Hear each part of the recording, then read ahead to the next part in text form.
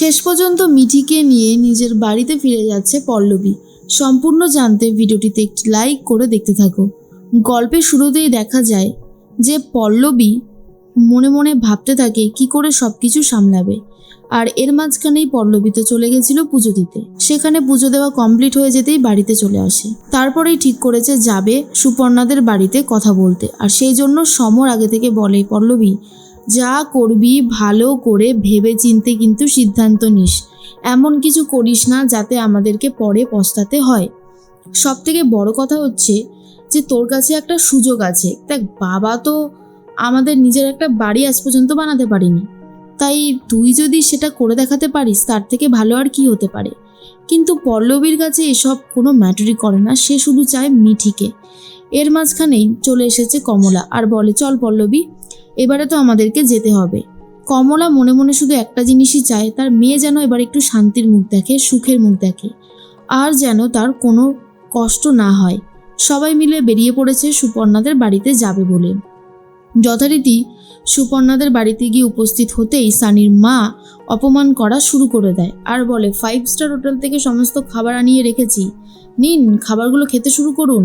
হয়তো এই খাবারগুলো কোনোদিনও চোখে দেখেননি, খাননি, এ বাড়িতেই না হয় উদ্বোধনটা করুন।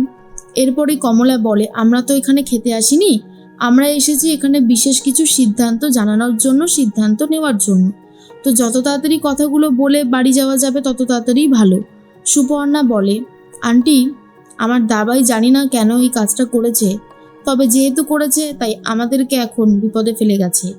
তবে আমরা একটা মীমাংসা চাইছি, বলুন আপনারা কত টাকা নিয়ে এই মীমাংসাটা করতে চলেছেন, কারণ আমাদের কাছে অনেক কিছু ম্যাটার করে। এর মাঝখানেই কমলা বলে, তোমার কাছে টাকা দরকার, আমার কাছে দরকার ভালোবাসা, সময়, বিশ্বাস। আমাদের কোনো কিছুরই প্রয়োজন নেই, শুধু আমরা মিঠিকে চাই। মিঠিকে আমাদেরকে দিয়ে দাও, তাহলেই হয়ে যাবে। সমর তো যথারীতি রেগে যায়, যেখানে টাকা ইনকাম করার সুযোগ ছিল সেখানে টাকা না নিয়ে কেন একটা মানুষকে নেওয়া হচ্ছে সেটাই বুঝতে পারছিল না সমর। যথারীতি কমলা বলে, তুই চুপ কর সমর, আমাকে কথা বলতে দে। এরপর কমলা বলে যে আমার মেয়ে শুধুমাত্র মিঠিকেই চায়, অন্য কোনো কিছুর প্রতি তার কোনো ইন্টারেস্ট নেই। সুপর্ণা বলে, মানুষ চাইছেন আপনারা কি বলুন তো, আর কি ভেবেছেন আমাদের বংশের মেয়ে মিঠি সে আপনাদের মতন ওরকম একটা অভাবের সংসারে বড় হবে যে তার নিজের জীবনের সামান্য কিছু ইচ্ছাগুলোকেও প্রাধান্য দিতে পারবে না? কি করে এটা আমরা মেনে নেব? সেটা কখনোই সম্ভব নয়। যথারীতি পল্লবী এবার মুখ খুলে আর বলে, চুপ করো, উল্টোপাল্টা কথা কি বলছো? তুমি তো রীতিমতো মিঠিকে ঠিক মতন খেতেও পর্যন্ত দাও না। তোমরা মিঠির ওপরে যা অত্যাচার করো সেটা জাস্ট মেনে নেওয়া যায় না। কিন্তু সুপর্ণা এসবের কিছুই জানে না যে সানি আর সানির মা মিঠিকে খেতেও পর্যন্ত দেয়নি। এরপর সুপর্ণা বলে, এ না পল্লবী, তুমি কোন সাহসে আমার সাথে ঠিক এইভাবে কথা বলছো? তুমি জানো না যে তুমি কার সাথে কথা বলছো? সুপর্ণার কথা শুনে পল্লবী বলে, আমি খুব ভালো মতন জানি যে আমি কার সাথে কথা বলছি, কিন্তু আমি কোনো অন্যায় করিনি সেটাও আমি জানি। আসলেই তুমি যে কতটা খারাপ সেটা প্রমাণ হয়ে গেছে। মিঠিকে আমি খুব ভালোবাসি, পল্লবী বারবার এটাই বলতে থাকে। এর মাঝখানেই তখনই কিছু কথা ইংলিশে বলে ফেলে সুপর্ণা। সমর ইংলিশের উত্তরটা দিতে পারে না, তাই জন্য সমরকে আর গোটা সমরের পরিবারকে অপমান করতে ছাড়ে না সুপর্ণা। অপমান সহ্য করতে না পেরে এরপর কমলা মুখ খোলে আর পুরোটাই ইংলিশে বলে দেয়, যা শোনার পর পল্লবী আর সমর দুজনেই অবাক হয়ে যায় যে তাদের মা এত সুন্দর ইংলিশে কথা বলতে পারলো। আসলেই কমলা অনেক ট্যালেন্টেড একজন মানুষ, কিন্তু সেটা প্রমাণ করে না সবার সামনে। সুপর্ণা বুঝতে পারে যে সে ভুল করেছে। সুপর্ণা কিছুতেই মিঠিকে দেবে না বলে ঠিক করে।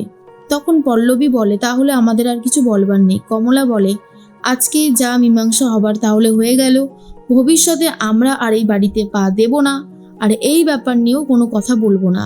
সানি ভাবে, আরে মিঠিকেই তো চেয়েছে, এটাকে রেখেই বা আমরা কি করব? তাই সানি চলে যাওয়ার মুহূর্তেই কমলাদেরকে আটকায় আর বলে, আমরা আপনার সিদ্ধান্তে রাজি। মিঠিকে দিয়ে দেয় আর সম্পত্তিটাও পল্লবী দিয়ে দেয়। তখন সুপর্ণার মনটা অনেক বেশি খারাপ হয়ে যায়। এর মাঝখানে সমর্থ খুব রেগে বাড়িতে চলে আসে আর বলে, বাড়িতে ইনকাম করার মানুষ জাস্ট 3টে, খাওয়ার মানুষের অভাব নেই। কমলার কথার সিদ্ধান্ত শুনে শ্রীনিবাস খুশি হয় আর বলে, কমলা বিশ্বাস করো, যে যাই বলুক না কেন তোমার সিদ্ধান্তে আমি কিন্তু খুবই খুশি হয়েছি, আমার কোনো অসুবিধা নেই। আর আমার পল্লবী খুশি থাকলেই আমি খুশি, আর পল্লবী তো মিঠিকে পেয়ে দারুণ খুশি হয়ে যায়।